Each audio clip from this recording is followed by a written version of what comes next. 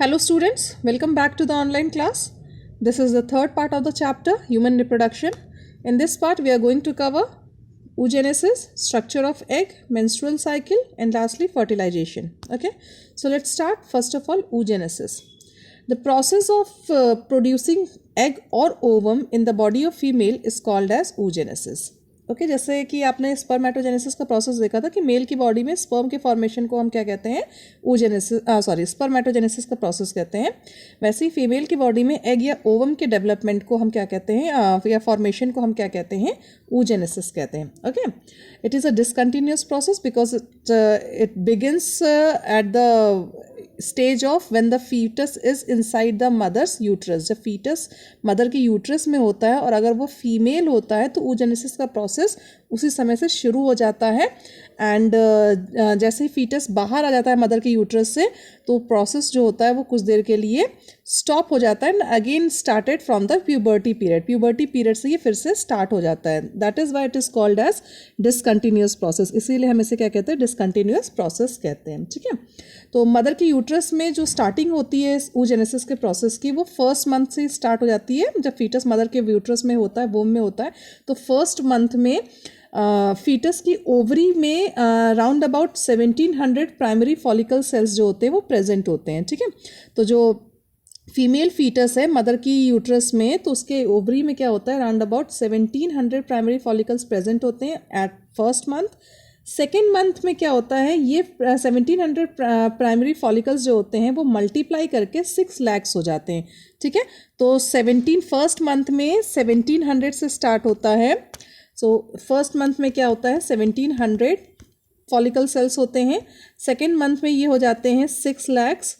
Third month में ये continue multiply होते रहते हैं, ये अपने साइज़ को इंक्रीज़ करते हैं. फोर्थ मंथ में भी कंटिन्यू मल्टीप्लाई होते हैं, अपने नंबर्स को इंक्रीज़ करते हैं. And round on the fifth month, gestation period के फिफ्थ मंथ में जो ओवरी के अंदर में ये जो फॉलिकुलर सेल्स होते हैं वो राउंड अबाउट 7 मिलियन हो जाते हैं. कितने हो जाते हैं, 7 मिलियन. तो फिफ्थ मंथ आते आते मदर के यूट्रस में अगर फीमेल फीटस प्रेजेंट है तो उसकी फीमेल फीटस के बॉडी के अंदर में, ओवरी के अंदर में फिफ्थ मंथ में 7 मिलियन एग्स जो होते हैं, 7 मिलियन फॉलिकुलर सेल्स जो होते हैं वो प्रेजेंट हो जाते हैं. ठीक है, आफ्टर फिफ्थ मंथ के बाद क्या होता है, ये जो आपके प्राइमरी सेल्स होते हैं वो एक एस्ट्रीसिया स्टेज में जाते हैं. कहाँ जाते हैं, एस्ट्रीसिया.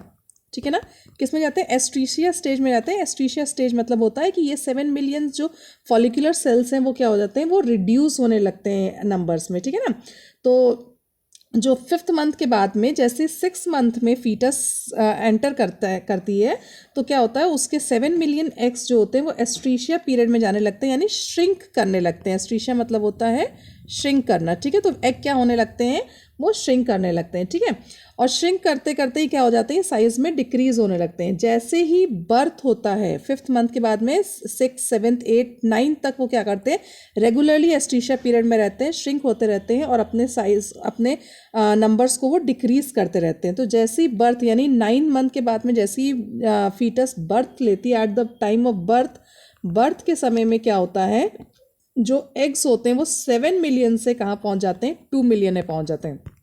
ठीक है, तो 7 मिलियन से रिड्यूस होकर के बर्थ के टाइम ये एग कितने हो जाते हैं, ये आपके फॉलिकुलर सेल्स कितने आते हैं, 2 मिलियन फॉलिकुलर सेल्स जो हो जाते हैं वो ओवरी में लेफ्ट यानी बचते हैं. ठीक है ना, एंड दिस एस्ट्रीशिया period will continue till puberty.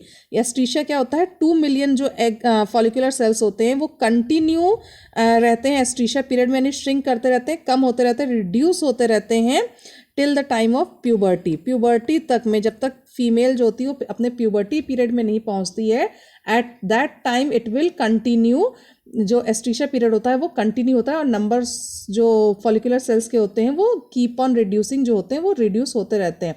तो प्यूबर्टी पीरियड में से पहुँचते पहुँचते कितने हो जाते हैं, 60,000 to 80,000. कितने बचते हैं, 60,000 to 80,000 जो आपके फॉलिकुलर सेल्स होते हैं वो बचते हैं. ठीक है ना, 60,000 to 80,000 जब बचता है तो वो भी प्यूबर्टी पीरियड में भी क्या होता है, ये राउंड क्या होते हैं, इसके बाद भी ये कीप ऑन श्रिंक करते रहते हैं, एस्ट्रीशिया पीरियड में रहते हैं और राउंड अबाउट 500 सेल्स, कितने सेल्स, 500 सेल्स जो होते हैं, जब 500 सेल्स सिर्फ बचते हैं, 60,000 से 80,000 भी रिड्यूस होता रहता है, और जब 500 प्यूबर्टी पीरियड में कितने पहुंच जाते हैं, 60,000 टू 500, 60,000 टू 80,000 सेल्स से बचते हैं, और ये तब भी कंटिन्यू श्रिंक करते रहते हैं जब सिर्फ 500 सेल्स बचते हैं ओवरी में। एट दैट टाइम वो 500 सेल्स में से सिर्फ एक सेल, 500 सेल्स में से सिर्फ एक सेल जो होता है वो मैच्योर होता है फीमेल के ओवरी के अंदर में, ठीक है। तो प्यूबर्टी पीरियड से 60,000 या 80,000 सेल्स जो होते हैं वो रिड्यूस होकर के 500 सेल्स बचते हैं ओवरी के अंदर में। ये 500 सेल्स में से सिर्फ एक सेल जो होता है वो ग्रो करता है साइज में और ग्राफियन फॉलिकल में डेवलप होता है, और सेकेंडरी oocyte जो होता है वो बनाता है, यानी मैच्योर एग जो होता है वो डेवलप करता है। So this is the process of oogenesis, this is the half process of oogenesis. After that जैसे ही एक सेल आपका सेकेंडरी oocyte बनता है उसमें क्या होता है, मेयोसिस का डिवीजन होता है, ठीक है। तो किस तरीके से जर्म सेल्स आपके काम करते हैं ये मैं आपको बताती हूँ। तो oogenesis क्या होता है, oogenesis जो होता है वो आपका कंप्लीटली एक जो फीमेल के जर्म सेल्स होते हैं उनमें, यानी जो आपका एग होता है उसमें ये आपका जर्माइनल सेल्स में आपका प्रेजेंट होता है, एंड ये 3 फेजेस में डिवाइड होता है। The first phase is called as multiplication phase. First phase को हम क्या कहते हैं, मल्टीप्लिकेशन फेज कहते हैं। सेकेंड फेज को हम ग्रोथ फेज कहते हैं, एंड थर्ड फेज को हम मैचुरेशन फेज कहते हैं, ठीक है ना। तो ये 3 फेजेस में डिवाइड होता है। तो सबसे पहले जैसे ही आपके जो प्राइमरी फॉलिकुलर सेल्स होते हैं, मदर की ओवरी हो गई, आपने ओवरी का डायग्राम आपको याद होगा, तो यहाँ पे क्या होता है, आपके 500 फॉलिकुलर सेल्स जो होते हैं ये आपके प्राइमरी फॉलिकुलर सेल्स कहलाते हैं। इनमें से एक सेल जो होता है वो ग्रो करना स्टार्ट करता है, बाकी सारे के सारे क्या हो जाते हैं, वो छोटे छोटे से ही उसी कंडीशन में रह जाते हैं, ठीक है। तो जो ग्रो करता है, जो सेल ग्रो करता है वो स्ट्रक्चर, ये पूरे स्ट्रक्चर को हम क्या कहते हैं, ग्राफियन फॉलिकल कहते हैं, ठीक है ना। क्या कहते हैं, ग्राफियन फॉलिकल कहते हैं। तो ग्राफियन फॉलिकल के अंदर में ये सारे चेंजेस हो रहे हैं। तो जो एक सेल ये आपका ग्रो कर रहा है वो सेल क्या करेगा, सबसे पहले क्या करेगा, डिवाइड हो जाएगा, ठीक है ना। जो सेल आपका बड़ा हो रहा है साइज में, जो कि आगे चल करके एग बनने वाला है, सेकेंडरी oocyte में डेवलप होने वाला है, वो क्या करेगा, वो डिवाइड होगा। डिवाइड होने के बाद में आपके 2 डॉटर सेल्स देंगे, ठीक है। ये आपके क्या होते हैं, डिप्लॉयड इन नंबर होते हैं, 2n होते हैं। तो 2 डॉटर सेल देते हैं, ये भी आपके डिप्लॉयड इन नंबर होंगे। ये अगेन मल्टीप्लाई होंगे एंड ये आपको 4 डॉटर सेल्स में कन्वर्ट हो जाएंगे, ठीक है। अब ये 4 डॉटर सेल्स को हम कहेंगे oogonia। क्या कहते हैं हम इसे, oogonia कहते हैं, ठीक है ना। इनमें से एक oogonia जो होगा वो नेक्स्ट स्टेज में जाएगा, यानी ग्रोथ स्टेज में जाएगा, और बाकी सारे के सारे स्टेम सेल्स जैसे वर्क करेंगे, यानी कीप ऑन डिवाइड होते रहेंगे वो, ठीक है ना, डिवाइड होते रहेंगे, ठीक है। तो एक सेल जो होगा वो आपका क्या करेगा, ग्रोथ फेज में जाएगा।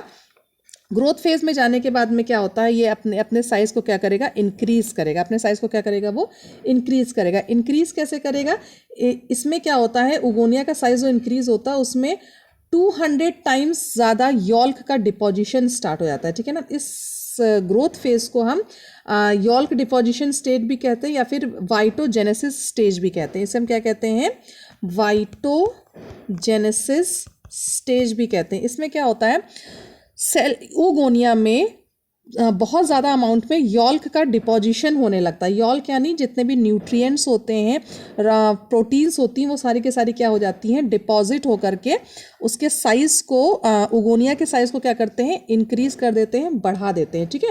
तो जो उसका ओरिजिनल साइज़ होगा उससे 200 टाइम्स ज़्यादा वो अपने साइज़ को क्या करेगा, इंक्रीज़ कर लेगा, ठीक है। और एनफ अमाउंट में न्यूट्रिशन क्या करेगा, उसके पास में वो आ जाएगा, ठीक है। फॉर एग्जाम्पल जैसे हेन का क्या होता है, बर्ड्स में क्या होते हैं, वो अपने एग ले करते हैं, ठीक है ना। तो क्या होता है, बॉडी से वो एग क्या हो जाता है, वो बाहर आ जाता है। जब बॉडी से बाहर एग आ जाता है तो उसको जो नरिशमेंट होती है, जो मदर से मिलनी चाहिए, वो सब क्योंकि बॉडी से अलग हो चुका है वो एग, तो अब नरिशमेंट कहाँ से मिलेगी उसको, उसी यॉल, जितने ज़्यादा अमाउंट में यॉल्क उसके पास प्रेजेंट रहेगा उतने ज़्यादा अमाउंट में उस बेबी हैन को जो एग से बनने वाला है उसको उतनी ज़्यादा अमाउंट में न्यूट्रिशन मिलेगी, ठीक है ना। इसीलिए यॉल्क जो होता है वो बहुत ज़्यादा अमाउंट में बर्ड्स के, फ्रॉग्स के और ड्रोसोफिला के में बहुत ज़्यादा अमाउंट में डिपॉजिट होता है। पर ह्यूमन बींग्स में इतना ज़्यादा अमाउंट में यॉल्क डिपॉजिशन नहीं होता, क्योंकि ह्यूमन बींग्स में क्या होता है या मैमल्स के कंडीशन में क्या होता है, बेबी जो होता है, जो फीटस होता है वो मदर के वोम यूट्रस में ही प्रेजेंट होता है, तो यूट्रस से वो सारी की सारी नरिशमेंट को गेन करता है। इसलिए मैमल्स के बॉडी के लिए इतना ज़्यादा ह्यूमन बींग्स की बॉडी के लिए इतना ज़्यादा यॉल्क का डिपोजिशन ज़रूरी नहीं होता है। पर in the case of birds, frogs, drosophila, इन सब की कंडीशन में क्या होता है, बहुत ज़्यादा अमाउंट में, क्योंकि वो अंडे जो होते हैं, वो एग जो होता है वो बॉडी से बाहर आ जाता है, इसलिए उनके नरिशमेंट के लिए ज़्यादा अमाउंट में यॉल्क का डिपोजिशन ज़रूरी होता है, क्योंकि उनको नरिशमेंट उसी एग से मिलने वाला है, ठीक है ना। तो इसलिए ग्रोथ फेज में क्या होता है, वाइटोजेनेसिस का प्रोसेस होता है, जिसमें यॉल्क का डिपोजिशन बहुत ज़्यादा होगा। जितना ज़्यादा यॉल्क का डिपोजिशन होगा उतना ज़्यादा एग जो होगा वो साइज़ में ग्रो करेगा, ठीक है। साइज़ में ग्रो करने के बाद में अब हम इस स्टेज को कहेंगे प्राइमरी oocyte। क्या कहते हैं, प्राइमरी oocyte कहते हैं, ठीक है ना। प्राइमरी oocyte भी आपका डिप्लॉयड इन नेचर रहेगा, 2n ही रहेगा, नंबर ऑफ क्रोमोसोम्स इसमें डबल होते हैं। आफ्टर दैट ग्रोथ स्टेज, यहाँ आपकी ग्रोथ स्टेज खत्म हो गई। थर्ड फेज स्टार्ट होती है मैचुरेशन की फेज। मैचुरेशन में क्या होगा, सबसे पहला आपका जो प्राइमरी oocyte है उसमें एक फर्स्ट मियोसिस डिवीजन होगा, ठीक है ना। कौन सा डिवीजन होता है, फर्स्ट मियोसिस डिवीजन होता है। मियोसिस डिवीजन के कारण में सेल जो होता है, जो आपका प्राइमरी oocyte है, वो दो अनइक्वल पार्ट में डिवाइड होगा, ठीक है ना। अनइक्वल पार्ट में यानी कि एक छोटा सा आपका सेल डेवलप होगा और दूसरा आपका काफ़ी बड़ा सेल डिवाइड होगा, ठीक है। इसमें क्या होगा, बड़ा क्यों हो जाता है, क्योंकि हमें अल्टीमेटली हमें सिर्फ एक ही एग चाहिए, हमें दो एग की ज़रूरत नहीं है। तो क्योंकि एक ही एग चाहिए तो दूसरा वाला जो होगा वो वेस्ट ही जाएगा, इसलिए ज़्यादा अमाउंट में जो मटेरियल होता है वो सिर्फ एक के पास होता है और दूसरा बहुत छोटा सा बनता है। क्योंकि डिवीजन के बाद में दो सेल डॉटर सेल्स हमें मिल रहे हैं, इसलिए एक डॉटर सेल के पास में ज़्यादा लार्ज अमाउंट में साइटोप्लाज्म इकट्ठा हो जाता है और दूसरे के पास में बहुत थोड़ा जाता है, ठीक है ना। क्योंकि अल्टीमेटली हमें सिर्फ एक ही एग को डेवलप, एक ही एग बनाना है, दो एग हमें नहीं बनाने, ठीक है। तो जो जिसके पास में बहुत ज़्यादा अमाउंट में तो ये डिवीजन क्या होता है आपका, अनइक्वल होता है। एक बड़ा बनता है एक बड़ा सेल बनता है, दूसरा छोटा सेल बनता है। जो छोटा सेल बनता है उसे हम कहते हैं फर्स्ट पोलर बॉडी। क्या कहते हैं उसे, हम फर्स्ट पोलर बॉडी कहते हैं। जो दूसरा, जो बड़ा वाला हमें सेल मिल रहा है उसे हम कहते हैं सेकेंडरी oocyte, ठीक है, सेकेंडरी oocyte कहते हैं। सेकेंडरी oocyte तक ये आपका जो फॉलिक्यूलर सेल से लेकर के सेकेंडरी oocyte तक का डिवीजन जो होता है वो आपका ओवरी के अंदर होता है। कहाँ होता है, ओवरी के अंदर होता है, ठीक है। तो अब हमें दो चीज़ मिल गई, हमारा सेकेंडरी oocyte मिल गया, फर्स्ट पोलर बॉडी मिल गया। फर्स्ट पोलर बॉडी जो होता है वो कुछ देर बाद डीजेनरेट हो जाता है, यानी गायब हो जाता है, ठीक है। सेकेंडरी oocyte बस हमें बचता है ओवरी से। अब सेकेंडरी oocyte क्या करेगा, फैलोपियन ट्यूब से होते हुए फैलोपियन ट्यूब में पहुंच जाएगा, ठीक है ना। फिम्बरी, उसके फैलोपियन ट्यूब के जो फिम्बरी हैं उसको कैच करेंगी, वो ओवरी से निकलेगा, फिम्बरी उसे कैच करेंगे और फैलोपियन ट्यूब के अंदर में उसे ट्रांसफर कर देंगे, ठीक है। फैलोपियन ट्यूब में जैसे ही सेकेंडरी oocyte पहुंचेगा वो वहाँ पे कुछ घंटों तक रहता है, कुछ घंटों तक रहेगा। अब जैसे ही स्पर्म अगर आ गया और सेकेंडरी oocyte से sperm, fallopian tube, suppose this is the fallopian tube, यहाँ पे सेकेंडरी oocyte प्रेजेंट है। सेकेंडरी oocyte के पास में अगर स्पर्म आकर के उसके साथ में फ्यूज होता है तब इसमें मियोसिस सेकेंड का डिवीजन आगे प्रोसेस बढ़ेगा, मियोसिस सेकेंड होगा। और अगर स्पर्म इसके साथ फ्यूज नहीं करता है तो यहाँ पे एग आपका क्या हो जाएगा, जो सेकेंडरी oocyte है वो डिस्ट्रॉय हो जाएगा, खत्म हो जाएगा और प्रोसेस जो होगा वो आगे मियोसिस सेकेंड का डिवीजन आगे नहीं बढ़ेगा, ठीक है ना। अगर सेकेंडरी oocyte फैलोपियन ट्यूब में स्पर्म के साथ फ्यूज नहीं होता है तो मियोसिस सेकेंड का डिवीजन नहीं होगा, और अगर फ्यूज हो जाता है तो मियोसिस सेकेंड का डिवीजन होता है, ठीक है ना। तो मियोसिस सेकेंड के डिवीजन, सपोज स्पर्म जो है वो आकर के सेकेंडरी oocyte के साथ में फैलोपियन ट्यूब में फ्यूज हो गया, तो again that secondary oocyte will divide into two cells. Secondary oocyte क्या करेगा, दो पार्ट में डिवाइड होगा। एक पार्ट आपका छोटा होगा, that will be called as second polar body, इसे हम कहेंगे सेकेंड पोलर बॉडी। और दूसरा आपका जो सेल बनेगा वो आपका लार्ज सेल बनेगा, जो कि आपका कहलाएगा एग। क्या कहलाएगा, इसे हम क्या कहेंगे, एग कहेंगे, ठीक है ना। एग कहेंगे या ओवम कहेंगे, ऊटीट कहेंगे, कुछ भी कह सकते हैं। ऊटीट कहिए, एग कहिए, ओवम कहिए, आप कुछ भी कह सकते हैं। तो ये आपका क्या होगा, सेकेंड पोलर बॉडी जो बनेगा वो आपका कैसा बनेगा, अनइक्वल डिवीजन होगा इसमें भी, एक जो सेकंड होगा वो छोटा होगा, सेकंड पोलर बॉडी कहलाएगा, जो दूसरा बड़ा वाला जो आपका लार्ज सेल बनेगा that will be known as egg, उसे हम एग कहेंगे, ठीक है ना। फर्स्ट पोलर बॉडी मैंने आपको बताया कि डीजनरेट हो जाएगा, अगर डीजनरेट नहीं होता तो वो और बार बार डिवाइड होता रहता है, third polar body, fourth polar body, इस तरीके से वो डिवाइड होते रहेंगे। पर अगर डीजनरेट हो जाता तो कोई डिवीजन का मतलब ही नहीं है। पर जो सेकेंडरी oocyte है, अगर स्पर्म के साथ वो फ्यूज हो जा रहा है तो वो डिवाइड होकर के क्या देगा, आपका एग और सेकेंड पोलर बॉडी देगा। सेकेंड पोलर बॉडी यहाँ डीजनरेट नहीं होगा, वो आगे जा करके आपके काम आएगा, ठीक है ना। तो एग आपका यहाँ पे फॉर्मेशन हो गया, oogenesis का प्रोसेस यहाँ पे आपका खत्म हो जाता है, ठीक है। तो मियोसिस सेकेंड जो होता है वो कहाँ होता है, आपका फैलोपियन ट्यूब में होता है, और मियोसिस 1 जो होता है वो ओवरी तक होता है। Okay, I hope this is clear to you. Meiosis का आपका oogenesis का पूरा प्रोसेस आपको समझ में आ गया होगा। The next is structure of egg. अभी आपने देखा कि आपका एग का फॉर्मेशन हो गया है, अब हम देखेंगे कि एग का स्ट्रक्चर कैसा होता है, ठीक है ना। एग जो है आपका फैलोपियन ट्यूब में, जो आपने जो सेकेंडरी oocyte के बाद में आपको क्या मिला था, सेकेंडरी oocyte के बाद में आपने देखा कि सेकेंडरी oocyte जो था वो 2 पार्ट में डिवाइड हुआ था, एक आपका लार्ज बॉडी था, एक आपका छोटा सा बॉडी था। छोटा वाला बॉडी आपका सेकेंड पोलर बॉडी कहलाता है, and this the large one is called as your egg. अब हम इसके स्ट्रक्चर को देखेंगे कि एग होता कैसे है। एग जो होता है it is a very small cell, बहुत ही छोटा सेल होता है बॉडी में, नियर अबाउट 0.1 मिलीमीटर, इतना ही छोटा होता है, 0.1 मिलीमीटर का होता है, राउंड शेप का होता है, और इसकी अपनी खुद की एक प्लाज्मा मेम्ब्रेन होती है, ठीक है ना। इसकी क्या होती है, खुद की अपनी एक प्लाज्मा मेम्ब्रेन होती है जिसे हम विटेलाइन मेम्ब्रेन कहते हैं, ठीक है। तो एग का अपना खुद का एक प्लाज्मा मेम्ब्रेन होता है जिसे सेल ये खुद बनाता है, इसे हम कहते हैं विटेलाइन मेम्ब्रेन, ठीक है। तो इसे क्या कहते हैं, हम विटेलाइन मेम्ब्रेन कहते हैं, जिसे सेल खुद डेवलप करता है, ये अपनी खुद की बनाई हुई मेम्ब्रेन होती है, ठीक है ना। सो इन दिस मेम्ब्रेन इसके अंदर में क्या होता है, साइटोप्लाज्मिक पोर्शन होता है, इसके अंदर में पूरा साइटोप्लाज्म भरा होता है। साइटोप्लाज्म जो ये आप पिंक कलर का स्ट्रक्चर देख सकते हैं, इसके अंदर में क्या भरा हुआ है, पूरा साइटोप्लाज्म भरा हुआ है। साइटोप्लाज्म जो होता है वो 2 पार्ट में डिवाइड होता है। बाहर वाले साइटोप्लाज्म यानी जो आउटर साइटोप्लाज्म होता है उसे हम कहते हैं एक्सोप्लाज्म या एग का कॉर्टेक्स। क्या कहते हैं, एग कॉर्टेक्स कहते हैं या एक्सोप्लाज्म कहते हैं। I will show you, see this is the structure. ये आपका विटेलाइन मेम्ब्रेन है, this is called as vitelline membrane, जिसे आपका सेल खुद डेवलप कर रहा है। इसके अंदर में कॉर्टेक्स भरा हुआ है। कॉर्टेक्स जो इनर पोर्शन होता है वो 2 पार्ट में डिवाइड होता है। जो बाहर वाला पोर्शन साइटोप्लाज्म होता है, यानी आउटर की तरफ में जो साइटोप्लाज्म प्रेजेंट होता है, काफ़ी डेंस होता है, बहुत ज़्यादा, and this is called as egg cortex. इसे हम क्या कहते हैं, एग का कॉर्टेक्स कहते हैं, या फिर इसे हम कहते हैं एक्सोप्लाज्म। इसे क्या कहते हैं हम, एक्सोप्लाज्म कहते हैं, ठीक है ना। जो इनर वाला पोर्शन होता है, इन अंदर की तरफ में जितना पोर्शन होता है, दिस इज कॉल्ड एज ooप्लाज्म। इसे हम क्या कहते हैं, ooप्लाज्म कहते हैं, ठीक है ना। तो बाहर वाले को हम एक्सोप्लाज्म कहते हैं, बाहर अंदर वाले साइटोप्लाज्म को हम क्या कहते हैं, ooप्लाज्म कहते हैं, ठीक है। ooप्लाज्म में यानी अंदर जो साइटोप्लाज्म है उसके अंदर में आपका न्यूक्लियस प्रेजेंट होता है, ठीक है, न्यूक्लियस प्रेजेंट होता है, और सारे जितने सेल ऑर्गेनल्स होते हैं वो सब प्रेजेंट होते हैं। तो अंदर वाले जो ooप्लाज्म आप देख सकते हैं, ये जो न्यूक्लियस प्रेजेंट है, और जितने सेल के ऑर्गेनल्स होते हैं, आपके गोल्जी बॉडी, माइटोकॉन्ड्रिया, सब चीज़ इसमें प्रेजेंट होती है, सेंट्रियोल, हर चीज़ प्रेजेंट होता है, ठीक है ना। और बहुत थोड़े अमाउंट में जो होता है वो यॉल्क होता है, ठीक है। यॉल्क का डिपोजिशन मैंने पहले बताया कि यॉल्क का डिपोजिशन, क्योंकि हम ह्यूमन की बॉडी का पढ़ रहे हैं, तो यॉल्क का डिपोजिशन ह्यूमन में बहुत ही ज़्यादा कम होता है, ठीक है। जो न्यूक्लियस होता है वो आपका एक्सेंट्रिक होता है। न्यूक्लियस जो होता है, मैंने आपको बताया कि क्योंकि न्यूक्लियस प्रेजेंट है तो न्यूक्लियस का नेचर कैसा होता है, एक्सेंट्रिक। न्यूक्लियस का नेचर कैसा होता है, eccentric.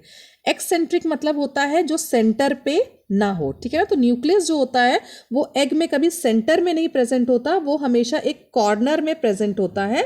That is why it is called as, nucleus का नेचर कैसा होता है, एक्सेंट्रिक होता है, जो कि आपके सेंटर में ना प्रेजेंट होगा, किसी एक कॉर्नर में, किसी साइड में प्रेजेंट होता है, ठीक है। और जिस साइड में न्यूक्लियस प्रेजेंट होता है that side is called as animal pole. जिस साइड में न्यूक्लियस प्रेजेंट है, सपोज यहाँ पे न्यूक्लियस इस साइड में प्रेजेंट है, तो ये साइड आपका कहलाएगा एनिमल पोल, इसे हम क्या कहेंगे, एनिमल पोल कहेंगे, ठीक है ना। और एनिमल पोल के जस्ट अपोजिट साइड वाले, यानी जैसे सपोज यहाँ पे न्यूक्लियस प्रेजेंट है तो इस साइड को हम एनिमल पोल कहेंगे, और इसी के जस्ट अपोजिट में, जस्ट अपोजिट वाले साइड को हम कहेंगे वेजाइटल पोल, इसे हम क्या कहेंगे, वेजाइटल पोल कहेंगे, ठीक है। तो जिस साइड में न्यूक्लियस आपका प्रेजेंट है उसे हम कहेंगे एनिमल पोल, और जिस उसके अपोजिट साइड को हम क्या कहेंगे, वेजाइटल पोल कहेंगे, ठीक है ना। अब न्यूक्लियस जो होता है, जो न्यूक्लियस प्रेजेंट है, उसे हम न्यूक्लियस ना कह करके हम उसे कहते हैं जर्माइनल वेसिकल, इसे हम क्या कहते हैं, न्यूक्लियस ना कह करके हम न्यूक्लियस को क्या कहते हैं, जर्माइनल वेसिकल, ठीक है, तो जर्माइनल वेसिकल कहते हैं, ठीक है। अच्छा, अब जो आपकी प्लाज्मा मेम्ब्रेन है, प्लाज्मा मेम्ब्रेन के बाहर में तीन और लेयर प्रेजेंट होती है, दो और लेयर प्रेजेंट होती है। प्लाज्मा मेम्ब्रेन खुद एक लेयर होती है जिसे हम विटेलाइन मेम्ब्रेन कहते हैं।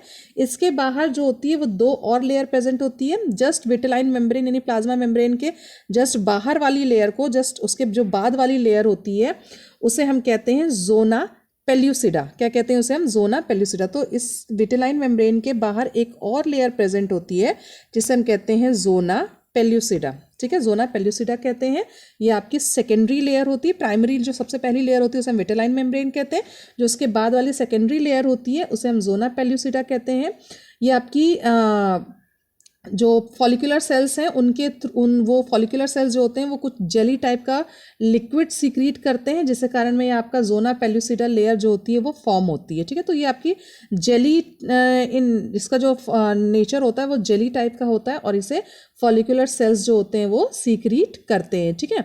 जो थर्ड और सबसे आउटर मोस्ट लेयर होती है, टर्शियरी लेयर होती है, उसे हम कहते हैं कोरोना रेडिएटा, क्या कहते हैं उसे हम, कोरोना रेडिएटा कहते हैं, जो थर्ड लेयर होती है। और ये आपकी जो थर्ड लेयर आप देख रहे हैं, ये this is called as corona radiata, इसे हम कहते हैं कोरोना रेडिएटा। और ये लेयर नहीं होती, खुद फॉलिकुलर सेल्स जो होते हैं उसे फॉर्म करते हैं। तो फॉलिकुलर सेल्स जो होते हैं वो पूरे यहाँ पे इकट्ठे होते हैं, and this is called as corona radiata, इसे हम क्या कहते हैं, कोरोना रेडिएटा कहते हैं, जो कि फॉलिकुलर सेल्स इसे खुद ही फॉर्म करते हैं, खुद फॉलिकुलर सेल्स वहाँ पे इकट्ठे होते हैं, and this layer is called as corona radiata, इसे हम क्या कहते हैं, कोरोना रेडिएटा कहते हैं, okay. I hope the structure of egg is clear to you now. The next is menstrual cycle. अब हम एग का फॉर्मेशन देख चुके हैं, एग कैसे बनता है, oogenesis का प्रोसेस क्या होता है। अब मेंस्ट्रुअल साइकिल जो होती है फीमेल की बॉडी में बहुत इंपॉर्टेंट रोल प्ले करती है, क्योंकि मेंस्ट्रुअल साइकिल एग जो होता है अगर फर्टिलाइज नहीं होता है तो मेंस्ट्रुअल साइकिल के प्रोसेस से वो जितना बॉडी के अंदर में जो भी वेस्ट होता है वो बॉडी से बाहर निकलता है फीमेल के, ठीक है। तो मेंस्ट्रुअल साइकिल क्या होता है, is a very important characteristic feature of human female, या फिर एप्स की बॉडी में भी ये प्रेजेंट होता है। फीमेल में सिर्फ फीमेल की, ह्यूमन फीमेल में होता है, या फिर एप्स फीमेल में ही ये प्रोसेस होता है। It represents the changes in female reproductive system. It prepares female for fertilization or pregnancy. The second important thing is a menstruation cycle starts at the puberty period. जैसे puberty period start होता है वैसे menstruation cycle start हो जाती है, और ये body को pregnancy के लिए या fertilization के लिए तैयार करती है। A perfect cycle completes in female in 28 days, but due to some exception, it can vary for 2 to 3 days. Okay. This every month cycle is called as menses. Her month ये menstruation cycle female की body में होती है, and this is called as mensem. और ये जो होती है राउंड अबाउट 28 डेज की पूरी साइकिल होती है, पूरा मेंस्ट्रुएशन साइकिल 28 डेज में कंप्लीट होता है, पर due to some hormonal changes ये 2 to 3 डेज जो होता है वो वेरी कर जाता है, ठीक है ना। ये आपका प्यूबर्टी पीरियड से पूरा आपका जब तक आपके प्यूबर्टी पीरियड एग्जिस्ट करेगी तब तक पूरे टाइम ये आपके मेंस्ट्रुएशन साइकिल बॉडी में कंटिन्यू हर मंथ होती है। एंड सस्पेंडेड ड्यूरिंग, जब प्रेगनेंसी होती है, जब फीमेल प्रेग्नेंट होती है तो उस समय ये आपकी मेंस्ट्रुएशन साइकिल वो सस्पेंड हो जाती है, क्योंकि उस समय ऑलरेडी एक एग जो होता है वो डेवलप होता रहता है बॉडी के अंदर में, एक बन चुका होता है, वो जाइगोट में डेवलप हो चुका था, तो नए एग्स की ज़रूरत उनको, नई बॉडी को ज़रूरत नहीं होती, इसलिए मेंस्ट्रुअल साइकिल जो होती है वो ड्यूरिंग प्रेगनेंसी पीरियड वो क्या हो जाती है, वो स्टॉप हो जाती है, ठीक है ना। And at the time of lactation also, जब बेबी फीड करता है लैक्टेशन पीरियड में भी मेंस्ट्रुएशन साइकिल जो होती है वो स्टॉप हो जाती है due to some hormonal changes. वो हार्मोन्स जो होते हैं जो मेंस्ट्रुएशन साइकिल के लिए रिस्पॉन्सिबल होते हैं उनमें सर्टेन चेंजेस आ जाते हैं, जिसके कारण लैक्टेशन पीरियड में भी मेंस्ट्रुएशन साइकिल जो होती है वो सस्पेंड हो जाती है। इट्स नॉट कंपलसरी, किसी किसी में होती है, किसी किसी में नहीं होती है, ओके। परमानेंटली मेंस्ट्रुएशन साइकिल आपकी at the age of 48 to 58 2 years, 48 से 52 ईयर्स का जो पीरियड होता है, इस बीच में क्या होता है, आपकी मेंस्ट्रुएशन साइकिल जो होती है वो फीमेल की बॉडी से परमानेंटली स्टॉप हो जाती है. Okay, so this was all about the menstruation cycle, and now I'll show you how this menstruation cycle किस तरीके से पूरा process होता है. So the process of menstruation cycle is divided into 4 important phases. The first one is called as menstrual phase, second is known as follicular phase, third is ovulation phase, and the fourth one is known as luteal phase. fourth को हम क्या कहते हैं, luteal phase कहते हैं.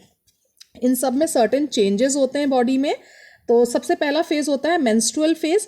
Menstrual phase में क्या होता है कि आपकी जो एंडोमेट्रियम की लाइन होती है, मैंने आपको यूट्रस में बताया होगा कि आपकी यूट्रस है, यूट्रस में आपकी 3 लाइंस होते हैं. आउटर लाइन को हम कहते हैं perimetrium, inner line middle line को हम कहते हैं मायोमेट्रियम, और सबसे अंदर वाली लाइन को हम कहते हैं एंडोमेट्रियम. ठीक है, तो जो आपकी एंडोमेट्रियम लाइन होती है, एंडोमेट्रियम लाइन जब लॉस्ट हो जाती है, शेड ऑफ हो जाती है पूरी की पूरी, ये आपकी क्या होती है, एंडोमेट्रियम लाइन आपकी किसकी होती है, ब्लड सेल्स की, वैस्कुलर होती है, ब्लड वेसल्स की बनी होती है. तो जैसे ही ये शेड ऑफ होती है यानी लॉस्ट होती है, खत्म होने लगती है, डिस्ट्रॉय हो जाती है, तो इस पीरियड को हम कहते हैं मेंस्ट्रुअल फेज. ठीक है ना. तो ब्लड के फॉर्म में फीमेल की बॉडी से जब ये एंडोमेट्रियम लाइन जब बाहर आती है तो this is called as menstrual phase. इसे हम क्या कहते हैं, मेंस्ट्रुअल फेज कहते हैं. So the endometrium lining is lost during this menstruation phase, and this takes place when the level of progesterone is very low. जब बॉडी में, female की बॉडी में प्रोजेस्ट्रॉन लेवल बहुत ज़्यादा लो हो जाता है तो एंडोमेट्रियम लाइन जो होती है वो आपकी शेड ऑफ होने लगती है, खत्म हो जाती है, डिस्ट्रॉय होती है. ठीक है ना.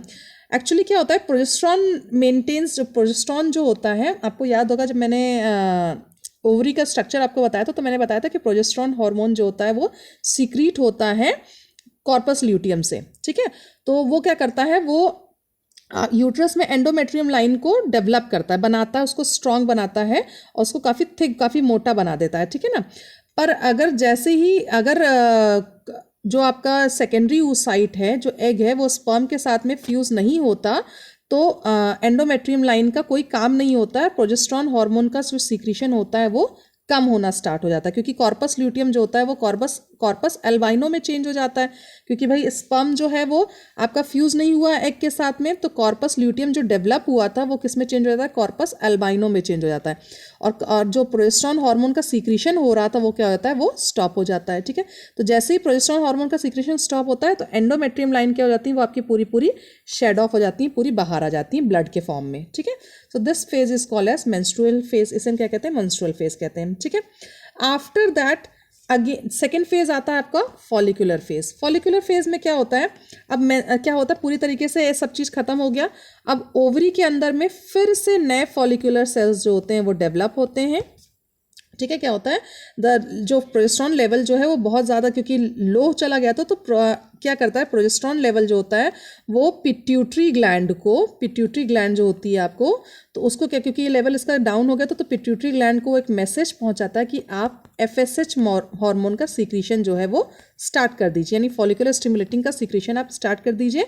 जैसे ही ये हार्मोन का सीक्रेशन स्टार्ट होता है, ओवरी में फिर से फॉलिकुलर सेल्स जो होते आते हैं वो आपके बनने लगते हैं, और बनने के बाद में वो एक जगह क्लस्टर हो जाते हैं और चेंज हो जाते हैं ग्राफियन फॉलिकल में. किस में चेंज हो जाते हैं, ग्राफियन फॉलिकल में चेंज हो जाते हैं. ठीक है ना. जैसे ग्रो करते हैं ग्राफियन फॉलिकल में चेंज हो जाते हैं. Now follicle starts to grow and change into Graafian follicle. अब ये फॉलिकुलर सेल्स क्या हो जाते हैं, स्टार्ट हो जाते हैं ग्राफियन फॉलिकल में. जैसे ही आपका ग्राफियन फॉलिकल बनता है, इसमें से एक हार्मोन का सीक्रेशन होता है जिसे हम कहते हैं ईस्ट्रोजन हार्मोन. क्या कहते हैं, ईस्ट्रोजन हार्मोन कहते हैं. ठीक है, जैसे ग्राफियन फॉलिकल बनता है, डेवलप होता है, तो क्या करता है, it produces oestrogen and thus the level of oestrogen starts growing. क्योंकि अब ग्राफियन फॉलिकल क्या कर रहा है, ईस्ट्रोजन हार्मोन का सीक्रेशन कर रहा है, तो ईस्ट्रोजन जो होता है वो बहुत ज़्यादा अमाउंट में अब इसका लेवल जो होता है वो बढ़ने लगता है. जैसे ही ईस्ट्रोजन का लेवल बढ़ने लगता है, ड्यू टू विच जो एंडोमेट्रियम लाइन है वो अगेन यूट्रस में क्या हो जाती है, एंडोमेट्रियम लाइन थोड़ी थोड़ी सी फॉर्म होना स्टार्ट हो जाती है, ठीक है ना। तो यूट्रस के अंदर में थोड़ी थोड़ी एंडोमेट्रियम लाइन जो होती है वो फॉर्म होना स्टार्ट हो जाती है। कैसे? जैसे ग्राफियन फॉलिकल ईस्ट्रोजन हार्मोन का सीक्रेशन स्टार्ट करता है, ठीक है ना। अब क्या होता है कि जैसे इसके बाद क्या होता है, ईस्ट्रोजन अब क्योंकि फॉर्म बन रहा है एंडोमेट्रियम लाइन आपकी बन रही है, तो ईस्ट्रोजन का लेवल बहुत ज़्यादा इंक्रीज हो जाता है। जब बहुत ज़्यादा इंक्रीज हो जाता है तो अगेन ईस्ट्रोजन का जो लेवल होता है वो क्या करता है, वो मैसेज पहुंचाता है पिट्यूटरी ग्लैंड को कि आप यानी जो FSH है उसका जो सीक्रेशन है उसको स्टॉप कर दीजिए, क्योंकि ऑलरेडी एक एग डेवलप हो गया है, एंडोमेट्रियम लाइन बनना स्टार्ट हो गई है, अब और ज़्यादा ज़रूरत नहीं है ईस्ट्रोजन की, इसलिए आप क्या करिए फॉलिकुलर स्टिमुलेटिंग हार्मोन का सीक्रेशन स्टॉप कर दीजिए। तो जैसे ही फॉलिकुलर स्टिमुलेटिंग हार्मोन का सीक्रेशन स्टॉप होता है, ईस्ट्रोजन क्या करता है, मैसेज देता है कि अब आप इसका सीक्रेशन स्टॉप करके LH हार्मोन का सीक्रेशन जो है वो स्टार्ट कर दीजिए, ल्यूटिनाइजिंग हार्मोन का, ठीक है। तो ईस्ट्रोजन मैसेज पहुंचाता है पिट्यूटरी ग्लैंड को कि FSH का सीक्रेशन स्टॉप करिए और LH हार्मोन का सीक्रेशन जो है वो स्टार्ट कर दीजिए। जैसे ही LH हार्मोन का सीक्रेशन स्टार्ट होता है तो आपका क्या हो जाता है, ग्राफियन फॉलिकल जो हो जाता है वो चेंज हो जाता है किसमें, कॉर्पस ल्यूटियम में, यानी सेकेंडरी oocyte जो था वो बाहर नहीं आ जाता है। आपकी जो ग्राफियन फॉलिकल की लेयर है वो वॉल जो है वो रप्चर कर जाती है, सेकेंडरी oocyte बाहर आ जाता है और ये चेंज होता है ग्राफियन फॉलिकल कॉर्पस ल्यूटियम में। इस प्रोसेस को हम कहते हैं ओव्यूलेशन। क्या कहते हैं? ओव्यूलेशन कहते हैं, ठीक है। तो जो आपके सेकेंड फेज में क्या हो गया, फॉलिकुलर फेज जो था उसमें आपके फॉलिकुलर सेल्स डेवलप हुए, फॉलिकुलर सेल्स डेवलप होने के बाद में ग्राफियन फॉलिकल में चेंज हुए, ग्राफियन फॉलिकल से ईस्ट्रोजन हार्मोन सीक्रेट हुआ, ईस्ट्रोजन हार्मोन सीक्रेशन होने से एंडोमेट्रियम लाइन फिर से बनना स्टार्ट हो गई। जैसे ही ईस्ट्रोजन हार्मोन बहुत ज़्यादा सीक्रेट हो जाता है तो वो मैसेज पहुंचाता है पिट्यूटरी ग्लैंड को कि FSH का सीक्रेशन बंद करिए और LH का सीक्रेशन स्टार्ट कर दीजिए, ठीक है ना। इतने तक में आपका फॉलिकुलर फेज जो आता है वो खत्म हो जाता है और थर्ड फेज आता है आपका ओव्यूलेशन फेज। कौन सा आता है आपका? Ovulation phase. जैसे ही LH हार्मोन का सीक्रेशन स्टार्ट होता है, आपका ग्राफियन फॉलिकल की वॉल जो आती है वो रप्चर कर जाती है और सेकेंडरी oocyte बाहर निकल जाता है और ग्राफियन फॉलिकल चेंज हो जाता है कॉर्पस ल्यूटियम में, ठीक है। कॉर्पस ल्यूटियम में चेंज होते ही प्रोसेस को हम कहते हैं ओव्यूलेशन। आपको याद होगा, ये मैं पहले भी समझा चुकी हूँ आपको। जैसे ही ओव्यूलेशन का फेज होता है, दिस फेज जैसे होता है ओव्यूलेशन का process, this phase is called as ovulation phase. इसे हम क्या कहते हैं? ओव्यूलेशन फेज कहते हैं। तो LH हार्मोन का सीक्रेशन जैसे ही स्टार्ट होता है, ओव्यूलेशन फेज आपका सेकेंडरी oocyte बाहर जाता है और कॉर्पस ल्यूटियम कॉर्पस ल्यूटियम आपका बन जाता है। दिस इज कॉल्ड एज और आपका ओव्यूलेशन फेज कहलाता है, ठीक है। आफ्टर दैट फोर्थ फेज आता है आपका ल्यूटियल फेज। इसमें क्या होता है, आपके जो कॉर्पस ल्यूटियम आपका बन गया है, कॉर्पस ल्यूटियम से एक और हार्मोन का सीक्रेशन होगा, that is called as progesterone. इसे हम क्या कहते हैं? प्रोजेस्टेरॉन कहते हैं। ये प्रोजेस्टेरॉन क्या करता है, आपका जो यूट्रस की एंडोमेट्रियम लाइन है उसमें फोल्डिंग्स लेकर के आता है और उसको बहुत ज़्यादा थिक बना देता है, काफ़ी ज़्यादा मोटी बना देता है और उसमें कई सारे फोल्ड्स लेकर के आ जाता है, ठीक है। और इसमें क्या होता है, क्योंकि ओव्यूलेशन प्रोसेस हो चुका है, कॉर्पस ल्यूटियम क्या कर रहा है, now will form progesterone. Progesterone का सीक्रेशन स्टार्ट करेगा और जो एंडोमेट्रियम लाइन है उसको काफ़ी ज़्यादा थिक कर देगा, फोल्डिंग्स उसमें ले आएगा, and this is called as luteal phase. इसे हम क्या कहते हैं? ल्यूटियल फेज कहते हैं। कॉर्पस ल्यूटियम जो है वो ल्यूटियल फेज में एंडोमेट्रियम के प्रोजेस्टेरॉन हार्मोन सीक्रेट करके एंडोमेट्रियम लाइन को बहुत ज़्यादा स्ट्रांग बना देता है, ठीक है। आफ्टर दैट ये आपका मेंस्ट्रुएशन साइकिल यहाँ पे आपका कंप्लीट हो जाता है, ल्यूटियल फेज। अगर आपका अब जो सेकेंडरी oocyte है जो बना था वो ओवरी से बाहर आकर के फैलोपियन ट्यूब में अगर फ्यूज कर जाता है तो आपका ये जो है एंडोमेट्रियम लाइन आपकी वैसी रहेगी, प्रोजेस्टेरॉन हार्मोन आपका सीक्रेट होता रहेगा। पर अगर फ्यूज नहीं होता तो कॉर्पस ल्यूटियम आपका कॉर्पस एल्बाइनो में चेंज हो जाएगा, एंडोमेट्रियम लाइन जो होगी वो आपकी फिर से डिस्ट्रॉय हो जाएगी और मेंस्ट्रुएशन फेज जो होगा वो फिर से आ जाएगा, यानी ब्लीडिंग जो होगी बॉडी से फिर से होना स्टार्ट हो जाएगी। Okay, now this cycle will again menstruation cycle, फिर से फॉलिकुलर सेल्स बनेंगे, फिर ओव्यूलेशन होगा, फिर ल्यूटियल फेज आएगा, फिर अगर एग आपका फ्यूज नहीं हुआ तो फिर से मेंस्ट्रुएशन फेज आ जाएगा, और अगर एग डेवलप हो गया तो मेंस्ट्रुएशन फेज वहाँ पे स्टॉप हो जाती है और ये पीरियड हमारा प्रेगनेंसी का कहलाता है। Okay, I hope this menstruation cycle is clear to you, clear हो गई होगी आपको। The next is fertilisation. आपका ये क्या है, फर्टिलाइजेशन। फर्टिलाइजेशन प्रोसेस जो होता है वो सर्टेन पार्ट्स में डिवाइडेड है। The first step of fertilisation is called as approach of sperm. Fertilisation में क्या होता है, the fusion of male and female gametes जो होते हैं वो आपस में फ्यूज हो जाते हैं। This process is called as fertilisation. Zygote का फॉर्मेशन होता है इसमें। तो फर्स्ट स्टेप इसका होता है अप्रोच ऑफ स्पर्म। जो आपके स्पर्म होते हैं वो रिप्रोडक्टिव ट्रैक्ट से होते हुए एग के पास में उनको पहुंचना होता है। इसके लिए सर्टेन बैरियर्स प्रेजेंट होते हैं, कुछ हेल्पर्स प्रेजेंट होते हैं जो कि स्पर्म को, बैरियर्स जो होते हैं वो रोकते हैं और हेल्पर्स जो होते हैं वो स्पर्म को एग तक पहुंचने में हेल्प करते हैं। ठीक है, तो about 3 to 3.5 millilitre of sperms, जो मेल का जो स्पर्म होता है वो अबाउट 3 to 3.5 मिलीलीटर, इतने अमाउंट में स्पर्म जो होते हैं वो फीमेल के वेजाइना में आपके जाते हैं। ठीक है ना, तो इसमें जो आपका सीमन जो होता है उसके अंदर में 200 to 300 स्पर्म्स होते हैं। ठीक है, जो आपका सीमन जो है फीमेल के वेजाइना में जो ड्रॉप किया जाता है वो 3.5 मिलीलीटर होता है, जिसमें आपके 200 to 300 स्पर्म्स प्रेजेंट होते हैं नंबर में। ठीक है, तो ये क्या करते हैं, ये सारे के सारे एग तक पहुंच नहीं पाते हैं क्योंकि बहुत ज़्यादा नंबर में होते हैं और सर्टेन बैरियर्स के कारण नहीं पहुंचे। जैसे बैरियर्स जो आपके बैरियर्स होते हैं वो जैसे कि एंडोमेट्रियम की लाइन बहुत ज़्यादा मोटी होती है जिसके कारण वो ऊपर नहीं पहुंच पाते हैं, उनको क्रॉस नहीं कर पाते हैं। ठीक है, कुछ एसिड्स भी प्रेजेंट होते हैं वेजाइना में जो कि उसको डिस्ट्रॉय कर देते हैं। कुछ फाइगोसाइटोसिस के प्रोसेस कारण में डिस्ट्रॉय हो जाते हैं। तो इन सब से क्रॉस करते हुए जितने स्पर्म्स आपके एग तक पहुँच, फैलोपियन ट्यूब तक पहुँचते हैं वो राउंड अबाउट 100 स्पर्म्स होते हैं जो कि आपके ये सारे बैरियर से होते हुए फैलोपियन ट्यूब में एंटर करते हैं। ठीक है, तो ये आपका अप्रोच ऑफ स्पर्म हो गया। सेकेंड स्टेप होता है fertilising and anti fertilising reaction. इसमें क्या होता है, फर्टिलाइजिंग रिएक्शन, जो स्पर्म्स और एग होते हैं वो सर्टेन केमिकल्स रिलीज करते हैं जो कि एक दूसरे को मतलब गैमेट्स एक दूसरे को पहचान सकें। अब स्पर्म्स क्या है, बैरियर्स को क्रॉस करते हुए राउंड अबाउट 100 स्पर्म्स जो है वो फैलोपियन ट्यूब में पहुंच चुके हैं। अब फैलोपियन ट्यूब में उन्हें क्या करना है, अपने गैमेट को सर्च करना है। ठीक है ना, तो इसमें क्या करता है, गैमेट्स एक दूसरे को पहचानते हैं और एक दूसरे को आइडेंटिफाई करके एक दूसरे के पास जाने की कोशिश करते हैं। तो जो आपका एग होता है वो क्या करता है, वो फर्टिलाइजिंग हार्मोन का सीक्रेशन करता है, एक लिक्विड सीक्रेट करता है, that is called as fertilising. And जो दूसरा होता है, जो स्पर्म होता है, वो एंटी फर्टिलाइजिंग को सीक्रेट करता है। ठीक है, ये दोनों एक दूसरे को क्या करते हैं, पहचान, एक दूसरे के सीक्रेशन के कारण में एक दूसरे को पहचानते हैं और एक दूसरे के पास में आकर के रिएक्ट करते हैं। ठीक है, तो फर्टिलाइजिंग जो होता है वो आपके ओवम या एग के थ्रू ये केमिकल रिलीज होता है और ये केमिकल क्या करता है, स्पर्म फिलिक साइट में, जो कि जैसे कि आपका एग है उसमें कुछ कुछ ऐसे साइट्स डेवलप हो जाते हैं जिसे हम कहते हैं स्पर्म फिलिक साइट्स कहते हैं। इस तरीके से आपके स्पर्म फिलिक साइट्स डेवलप होते हैं।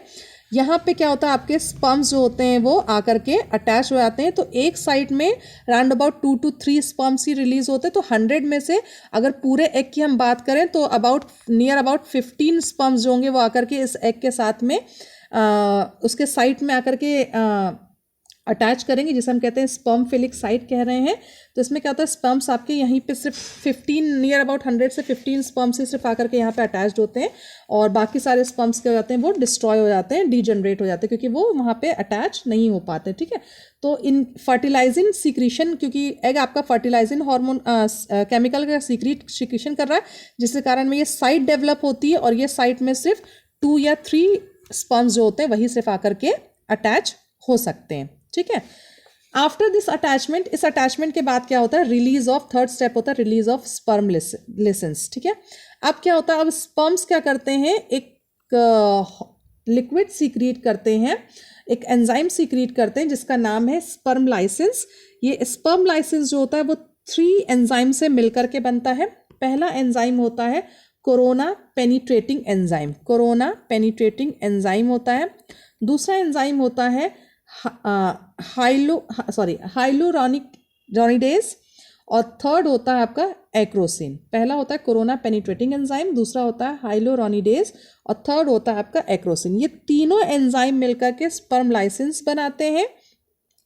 जो हाइलोरॉनिडेज जो होता है वो क्या करता है, आपके एग का जो कोरोना रेडिएटा जो कि आपस में बहुत टाइटली जुड़े हुए होते हैं, जैसे कि ग्लू क्या करते हैं, एक आप फेविकॉल से किसी चीज़ को जोड़ते हो, वैसे ही कोरोना रेडिएटा एक दूसरे के साथ में बहुत टाइटली अटैच्ड होते हैं through a glue like structure called as hyaluronic acid. इसे हम क्या कहते हैं, हाइलुरोनिक एसिड। इसके थ्रू क्या करते हैं, कोरोना रेडिएटा सेल्स जो होते हैं वो आपस में एक दूसरे के साथ अटैच होते हैं।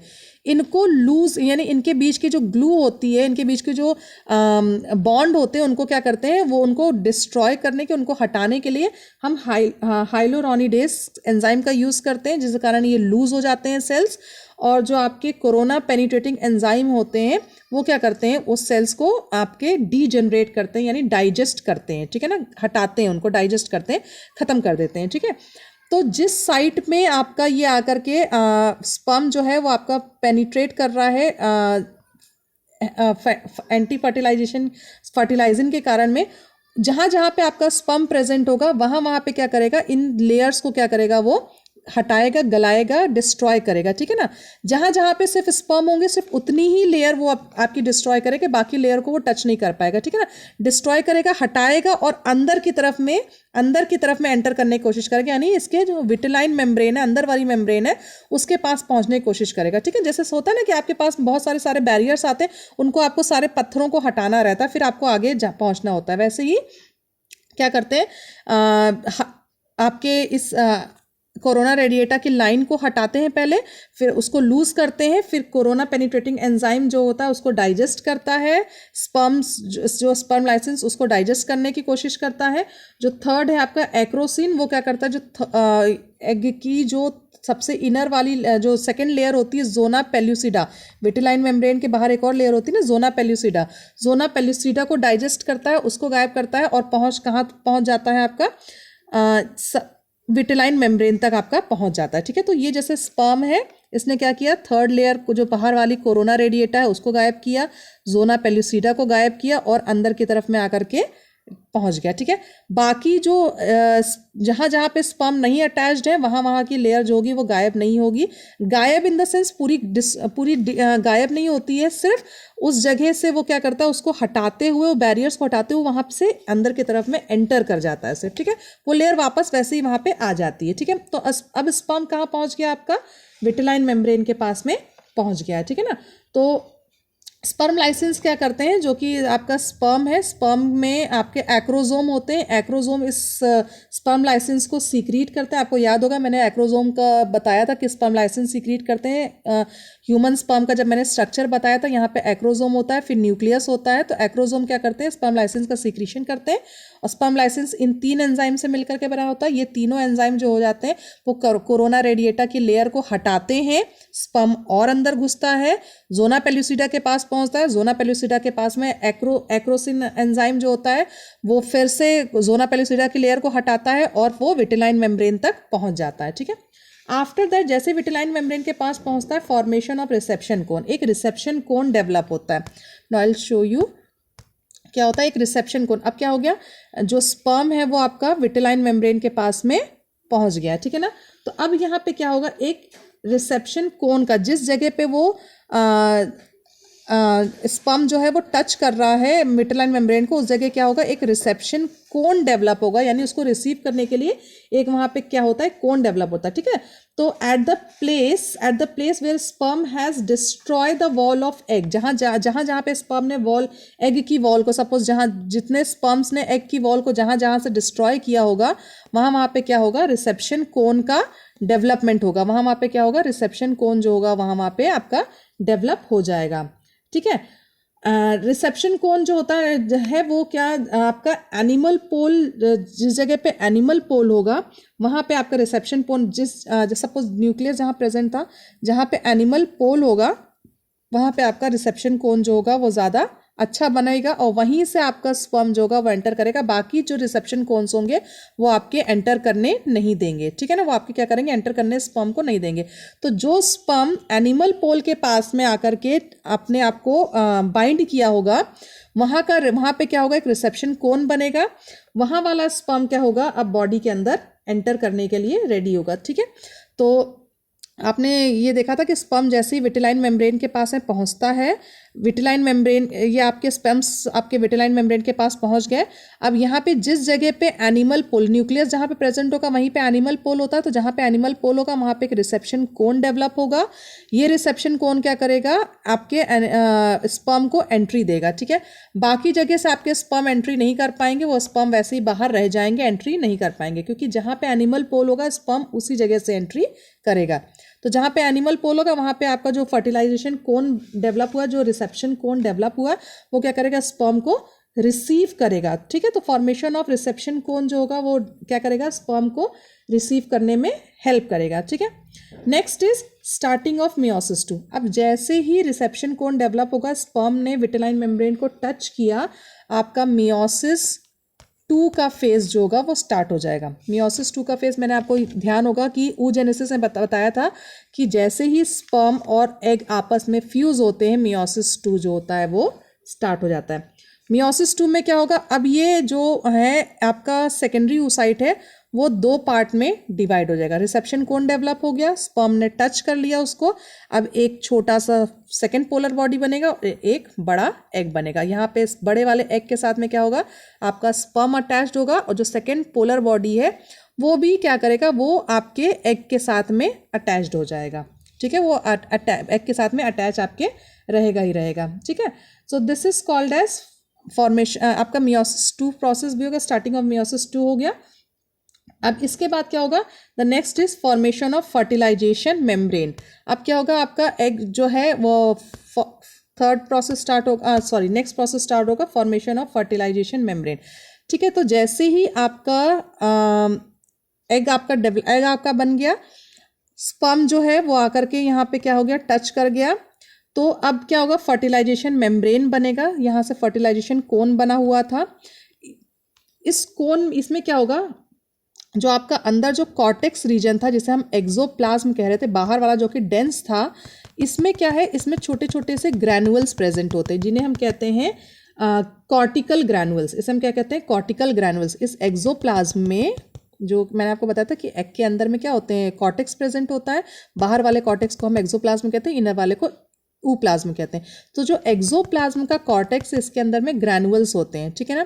ग्रैनुअल्स क्या करेंगे, ये ग्रैनुअल्स का जो बाहर वाली जो विटिलाइन मेम्ब्रेन है, इस कॉर्टेक्स से क्या करेगी, थोड़ा सा ऊपर उठ जाएगी। मैंने बताया ना कि आपका क्योंकि रिसेप्शन कोन डेवलप हो रहा है, तो क्या करेगी, ये जो लेयर है विटिलाइन मेम्ब्रेन की, ये ऊपर उठ जाएगी। जैसे ही इसमें बल्ज यानी ऊपर की तरफ में उठेगी, तो कॉर्टेक्स और विटिलाइन मेम्ब्रेन के बीच में एक गैप आ जाएगा, ठीक है ना। ये गैप कहलाएगा आपका फर्टिलाइजेशन मेम्ब्रेन। ये क्या कहलाएगा, फर्टिलाइजेशन मेम्ब्रेन कहलाएगा। अब ये मेम्ब्रेन में, इसमें क्या होगा, जितने भी ग्रैनुअल्स प्रेजेंट है, कॉर्टिकल ग्रैनुअल्स प्रेजेंट है, वो सारे के सारे इस मेम्ब्रेन के पास में आकर के चिपक जाएंगे, ऊपर की तरफ में चले जाएंगे, और कॉर्टेक्स जो है वो नीचे ही रह जाएगा, ठीक है। तो इस स्टेज में क्या होता है, जो कॉर्टेक्स प्रेजेंट होता है विटिलाइन मेम्ब्रेन में, दैट सेपरेट हो जाएगा, और एक गैप डेवलप होगा। गैप दिखेगा आपको एक्सोप्लाज्म एंड मेम्ब्रेन के बीच में, विटिलाइन मेम्ब्रेन और एक्सोप्लाज्म के बीच में एक गैप दिखेगा, और एक्सोप्लाज्म में कुछ ग्रैनुअल्स प्रेजेंट होते हैं जिन्हें हम कॉर्टिकल ग्रैनुअल्स कहते हैं। जब ये जैसे ही गैप फॉर्म होगा, ये कॉर्टिकल ग्रैनुअल्स क्या करेंगे, उस आपके विटिलाइन मेम्ब्रेन यानी मेम्ब्रेन जो उठ चुकी है उसके पास में जाकर के क्या करेंगे, स्टिक कर जाएंगे, चिपक जाएंगे, ठीक है ना। And this membrane is now called as fertilisation membrane. इसे हम क्या कहेंगे, फर्टिलाइजेशन मेम्ब्रेन कहेंगे, ठीक है ना। फर्टिलाइजेशन मेम्ब्रेन क्यों बनती है, क्यों अलग होता है, क्योंकि ये ध्यान रखता है फर्टिलाइजेशन मेम्ब्रेन की, और स्पर्म्स जो आकर के यहाँ पे अटैच किए थे, स्टिक किए थे, वो अंदर ना घुस सके। सिर्फ एक ही स्पर्म जो है वो अलाउड हो अंदर आने के लिए, सिर्फ एग क्या हो, वो एक ही स्पर्म के साथ में फ्यूज हो, ठीक है। तो ये मेम्ब्रेन क्या करता है, ये कोन क्या करता है, ये फर्टिलाइजेशन मेम्ब्रेन, ये फर्टिलाइजेशन कोन का जो फॉर्मेशन हुआ था वो क्या करता है, वो सिर्फ अलाउड करता है सिर्फ एक स्पर्म को अंदर आने के लिए, बाकी स्पर्म्स को अंदर नहीं आने देता है, ठीक है ना। सो दिस जो कि बहुत सारे स्पर्म्स को अंदर आने परमिशन नहीं देता, फ्यूज नहीं होने देता, इस प्रोसेस को हम पॉलीस्पर्मी भी कहते हैं, कि बहुत सारे स्पर्म्स को वो अंदर फ्यूज होने की परमिशन नहीं देता, सिर्फ एक स्पर्म को परमिशन देता है, ठीक है। तो ये मेम्ब्रेन हमारा फर्टिलाइजेशन मेम्ब्रेन कहलाता है, और ये प्रोसेस हमारा कहलाता है polyspermy. Okay, clear. The next is and the last step is called as fusion of gametic nuclei. अब क्या होता है, स्पर्म जो होंगे वो एक ही इस जगह से आपका जो है ये इस जगह से आपका स्पर्म जो होगा वो एंटर करेगा।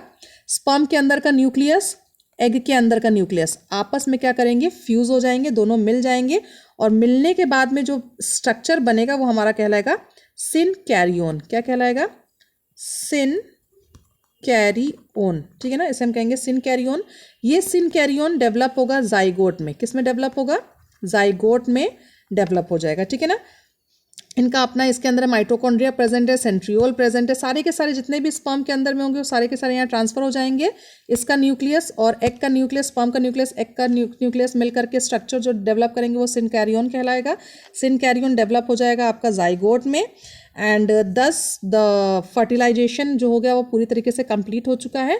अब ये जो नेक्स्ट स्टेज में यानी पोस्ट फर्टिलाइजेशन, फर्टिलाइजेशन के बाद जो स्टेप होगा, अब ये जाइगोट में किस तरीके से डेवलप होता है, ये सिनकैरियोन किस तरीके से जाइगोट में डेवलप होगा, एग कैसे फीटस में डेवलप होगा, ये पूरा का पूरा स्ट्रक्चर हमारा पोस्ट फर्टिलाइजेशन में हम पढ़ेंगे। नेक्स्ट स्लाइड में हम देखेंगे किस तरीके से ये पूरा प्रोसेस होता है।